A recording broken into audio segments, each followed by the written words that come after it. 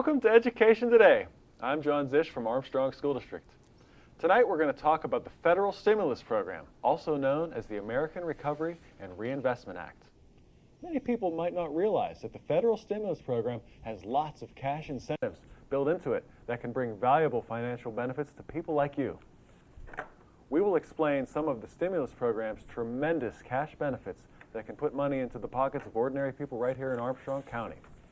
We also invite you, the viewer, to 3 public evening workshops the Armstrong School District is sponsoring October 20th, October 22nd, and October 27th, where you can learn more about the stimulus package's cash incentives.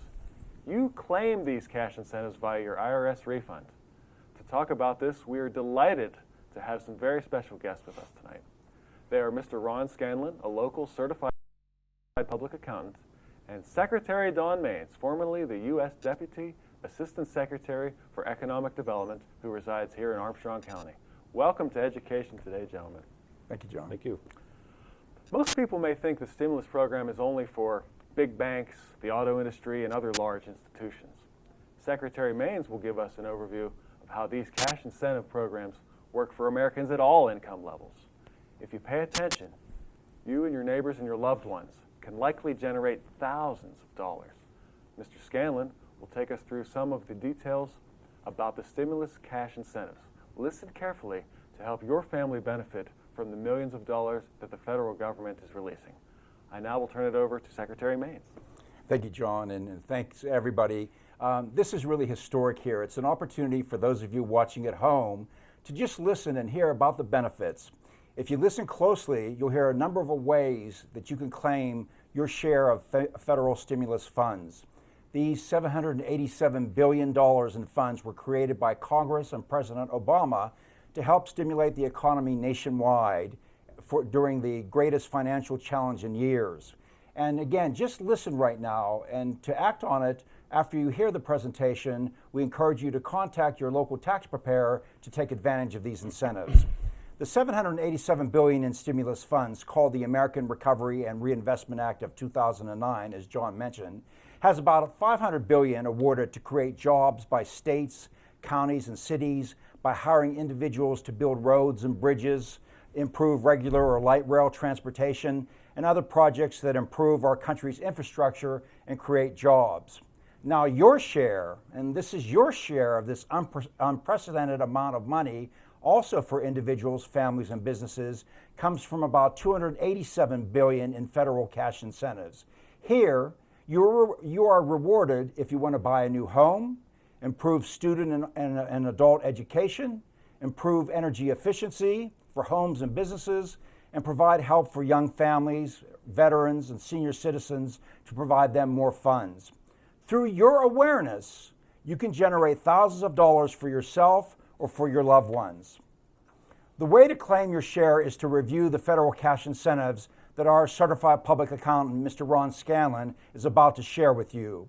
Right now, only about, I shouldn't say only, but $160 billion of the $787 billion has been distributed. Yet funds that will help you grow can be received more quickly. When you find different programs that apply to you to secure the cash, you can do it on your federal tax return and see in just months an increase in your tax refund for eligible benefits. Today, the key is to listen to the federal cash incentives and to attend one of the 3 workshops at Fort City, Katanning, and West Shamokin high schools, as well as an interactive workshop on Family Life TV. During the program, make sure you note when these workshops occur to hear in detail these benefits and to ask questions yourself. Plus, those incentives will provide tens or hundreds of thousands of dollars to individuals or businesses to help them create jobs. Before we begin, the Armstrong School District leadership should be congratulated for their vision in educating us to increase the income of individuals at all income levels. Dr. Kerr and other school district leaders remind us that education and benefits from it are lifelong. Remember, this is for information purposes only, and to claim your particular cash incentives, you owe it to yourself to see a local tax preparer before April 15th. Now let's show where the government is providing us funds to recover and grow stronger than ever. Handouts of all cash incentives are provided at the workshop, so you'll be able to see this in writing, plus the chance to ask your question to Mr. Scanlon. Remember, you've heard of many large groups getting their bailout. Well, this is your bailout. And so here, information equals increased government funds for you. Right now, again, Mr. Scanlon, we'd like to start with the first question. There are individual and family cash credits for $400 to $800 additional on their tax return. Now, this is just one of the benefits. Also, there's the economic recovery benefit of $250 for retirees, disabled veterans, and veterans. Also, that $250 cash credit is available for certain government retirees. For this first category, Ron, what can you say briefly on these initial cash incentives that are claimed as a tax refund?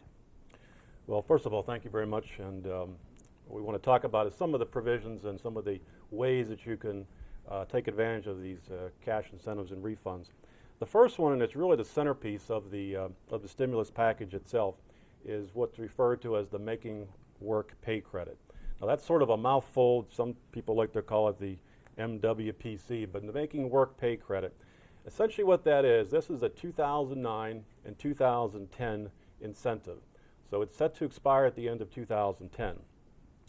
It is essentially a credit for working, getting into the workplace, getting to work, etc. And what it is you get a credit on your tax return or a cash refund of 6.2% of your earned income, and I'll define that shortly. Not to exceed $400, okay, or if you're married and you're both working, it could be $800. So it's the lesser of $400 or $800 or 6.2% of your earned income. Now what earned income is your employment, your wage, your salary, etc. It also includes if you're self-employed, if you're a self-employed contractor, such as a construction or plumbing, etc., and you have your own business, that's quote-unquote earned income. So that you have to have that earned income to qualify for the credit. It's available for folks that earn less than $75,000 a year as an individual and $150,000 for a married couple if they both are working. So the way the mechanics of that works is that you're receiving a greater amount of pay. Okay, they're taking less tax out of your paycheck, and they started that in April or May of 2009. The average is about $13 per week, and in 2010 it'll be $7.70 per week. So essentially, if you earn $6,452 a single individual working, you're going to be receiving a $400 refund, if you will, either in your pay or when you file your tax return.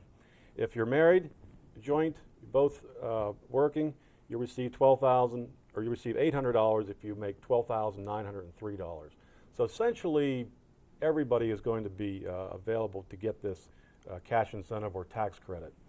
The people that don't are the students. If you're a working student with a summer job, you are not qualified for that if you are dependent of your parents. What that typically means is they claim you on your income tax return, therefore you're a dependent, you're not eligible for the credit. So it's going to be primarily the working parents that are going to receive this benefit. The other part that's interesting is that it's also what we refer to in the business, if you will, is a refundable cash credit. And what we mean by that, there's two types, a refundable piece and a non-refundable piece. And refundable means even if you have no tax liability, you file your tax return, you don't owe any income tax, you're still going to get the $400 or the $800, okay? So essentially it is you pay zero tax plus you're getting the funds. So it's a very attractive, it's the centerpiece of the legislation, if you will. It's the most money that's being spent in the whole stimulus package, and people are receiving that through higher paychecks and or cash refunds when they file their tax returns next year in 2010. The complementary piece on that is called a one-time $250 payment, and that's payable to retirees, disabled people, Social Security recipients, certain veterans, and certain government retirees. Most people that were qualified for that should have received that by now. Folks that are in Social Security have received it either by check or by direct deposit to their account. The other part of that is that if you are a retiree, for example, that's received a $250 payment, and you're also working, which is not unusual today, you could also qualify for part of the Making Work Pay credit that we just spoke of. For example, you're retired, you're receiving Social Security, you're working a part-time job someplace, and you're making $10,000, $12,000, you would qualify for the $400. You've only received $250, so you would take a credit or a cash refund on your tax return for the additional $150, so that the retirees that are still working are receiving the full benefit as well. Ron, thank you. Again, that just gives you an idea of one of the benefits. You could get between $400 and $800 back from your income tax return, an extra $150. Again, the message that we want to give you today is just listen to these, and again, see your tax preparer to make sure you take advantage of these. You heard about students. Well, many people will be interested in the revised higher education cash credit, providing students and adults in accredited schools up to $2,500 for a minimum in $4,000 in tuition and other payments. In Armstrong County, Armstrong School District graduates number about 1,750 eligible student years. If everyone took advantage of this cash incentive, it would put about $4 million into the families of Armstrong County pockets. So again, that's why we're sharing this information for you, because we don't want just a portion of the community to take advantage of it. If everyone takes advantage of these incentives, we increase the wealth countywide. Also, I understand that it helps students, both young and returning adult students, to help secure a computer. Ron, how can families maximize funds from this? Do they pay the payments in the same year, or do tax refunds come in 2 years?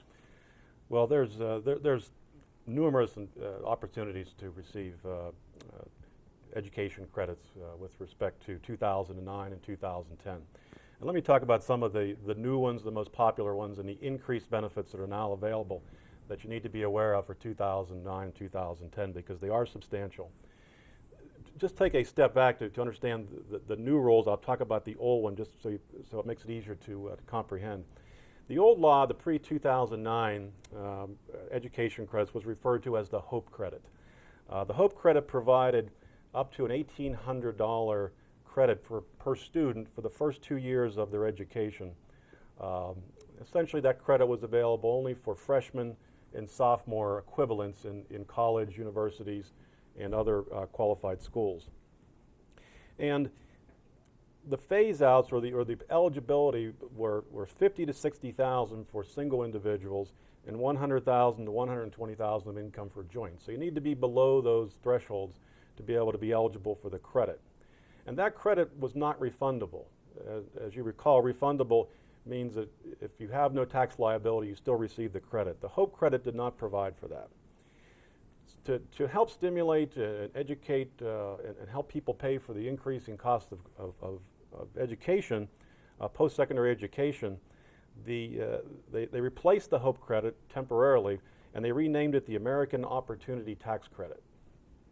And what that did was, first of all, it increased the education credit from $1,800 to $2,500 per student per year. So that's an increase of $700.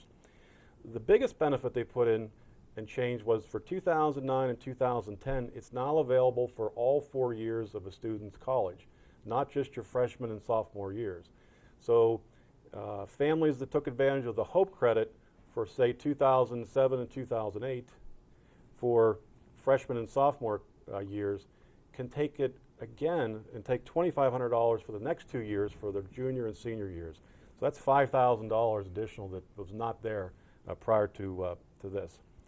The way the credit works is you get 100% back of your first $2,000 that you spend on qualified tuition and related fees and expenses, plus another 25% of the next $2,000. So to make that simple, $4,000 for the year that you spend in tuition, you're going to receive the entire $2,500 tax credit. Okay. Now they also increase the eligibility. Incomes from $80,000 to $90,000 for an individual, and 160 to 180,000 for families. And as long as their income is below those thresholds, they're eligible for the credit. The other part that they added to the American Opportunity Tax Credit is they made 40% or up to $1,000 refundable. So even though you may not have been able to take advantage of the credit because you didn't have a tax liability, your income was lower and you had no tax, you still receive 40% or $1,000 back as a cash refund when you file your 2009 tax return in 2010. The credit is per student, so if you have 2, 3, 4 children in school and you're paying lots of tuition, it's on a per student basis. And the other part of it is you need to be at least half-time in school. Some planning opportunities with respect to that is you need to understand that the credit is earned when the tuition is paid. Now the new credits are only available for 2009 and 2010. So it's when you actually pay that tuition that counts towards the credit. An example would be, a negative example would be if you paid 2009 semester in late 2008, that would not be eligible for taking advantage of the credit. Conversely, 2010 semester, you pay that in 2009, you pay that tuition, that would count towards the eligibility for the credit. So Ron, may I just ask, so basically using this school year, to take the credit, you would want to pay the fall semester in, say, August or September 2009, and for the winter or spring semester, you would want to wait till, say, January 2010. To maximize, particularly if you have somebody that's going to be a graduating senior, for example, let's say they're graduating in May of 2010. If you want to maximize and get 4,000 of it in 2009 and get the other 4,000 plus in 2010 and maximize the credit. If you didn't pay, if you paid it all in one year or the other, you may not have the ability to take the 2010 credit. The other part that it applies to, it's not just for colleges and universities. Any accredited post-secondary school qualifies as an acceptable educational institution. Trade schools, technical schools, community colleges, essentially any of the schools that receive federal student loans and federal grants that are eligible for those. So obviously you'd want to make sure that the institution you're going to is an accredited institution. And they're very good about providing that information. May I say, Ron, then, so basically for people who may have been laid off or they're looking to change their career, that this year, no matter how old they are, they could take advantage of that $2,500 credit this year and next year then? Yeah, as long as they're going more than half-time student and they're still within their first through 4 years of school. So if they've never been to college, they're technically a freshman regardless of what their age is. Great. Okay, and full-time. The other parts of it is the expenses that you count towards the credit, they're eligible are obviously your tuition, activity fees, and books and those types of costs. The students that are not eligible for this would be graduate students. You know, you've already gone your first through 4 years, so graduate students would not be eligible to take this credit. And students that are less than half-time. The other part of it is you cannot use what we call Section 529 funds or education savings accounts to pay and count towards that, nor can you count Pell Grants and other sort of grants to qualify for that. So it's a large credit. Now there is some opportunities for individuals that are not qualified for the new credit, and this is not a new law, but it exists, and that's what we refer to as the lifetime learning credit. And that's a situation where you might have a student that's in graduate school that doesn't qualify for the opportunity credit. They can receive up to $2,000 credit for the lifetime learning, or 20% of their tuition they paid. The example you had before where you had somebody that was maybe displaced that's going back part-time to try to get re-educated, they're not full-time student, they could qualify for the lifetime learning. So 20% of what they pay in qualified tuition would count towards as a tax credit or a cash refund. And so, and that's on a per taxpayer basis, not per student. And the last part in the education area would be what we refer to as the 529 education plans. And basically how they work is you could fund education funds, you deposit money in accounts and the interest grows tax free. As long as you use those funds eventually for educational purposes, they're not subject to income tax. And the change they made for the new rule here to close on this particular topic is that now you can take money out of these 529 funds and pay for a computer or a laptop or internet access or anything technology related that's required for your school, and that qualifies as a proper educational expense and not subject to income tax. So there are three huge opportunities here for education to help pay for the increasing cost of going to school. Thank you, Ron. And Armstrong School District feels so strongly about all of the incentives that are presented here, but perhaps more than any other, the education credit fits into our mission, and we want all the viewers out there with students who may be going to college to become aware of the education credit in particular. And I believe we have a short public service announcement from the Internal Revenue Service that can tell you more about the education credit. Let's take a look at that, and we'll be right back. Here's a tip from the IRS. Going to college and even buying a computer for your coursework just got easier. There are two ways. First, there's the new American Opportunity Credit. You can claim up to $2,500 on your tax return for college or other post-secondary school expenses. And because it is a refundable credit, you may get up to $1,000 back even if you owe no income tax. Here's the other big change. If you have a 529 college savings plan, you can now use those funds to buy a computer for your coursework. There are some limitations, but most students are eligible. Learn more on irs.gov.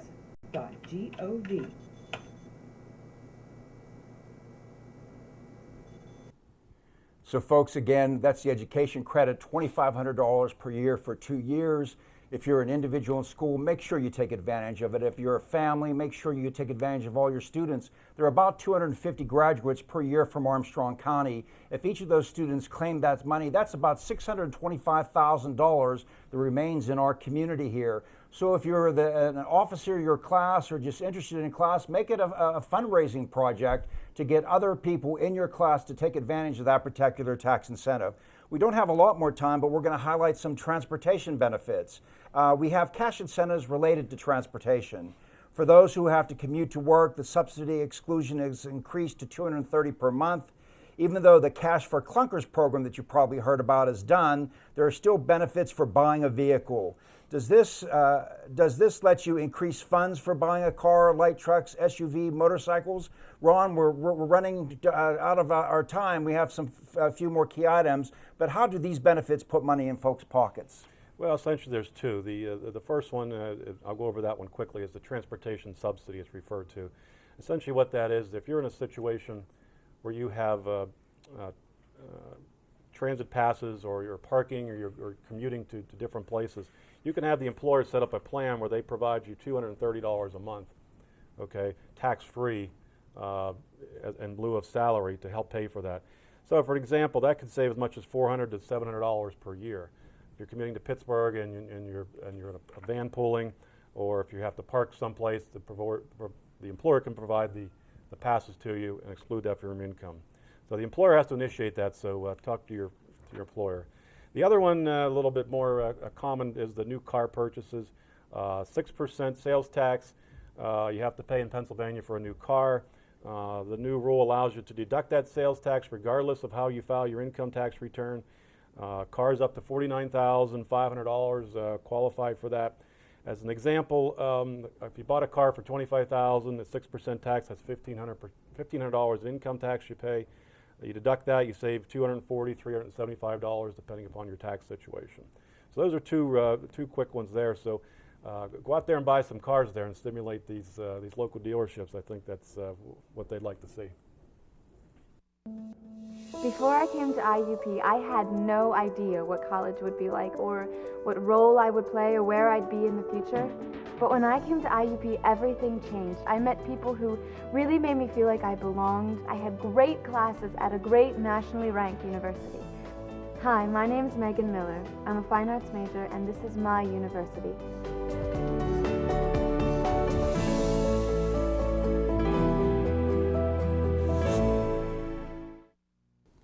Folks, we've given you an idea of a number of the federal cash incentives. At the workshops, you'll hear many more, especially for businesses. We're going to close out with Mr. Scanlon to highlight energy efficiency, very important and wonderful benefits to receive there. And then also the earned income tax credit for families that'll benefit there. So Mr. Scanlon will highlight some other credits. Make sure you show up at the workshops to hear the whole program.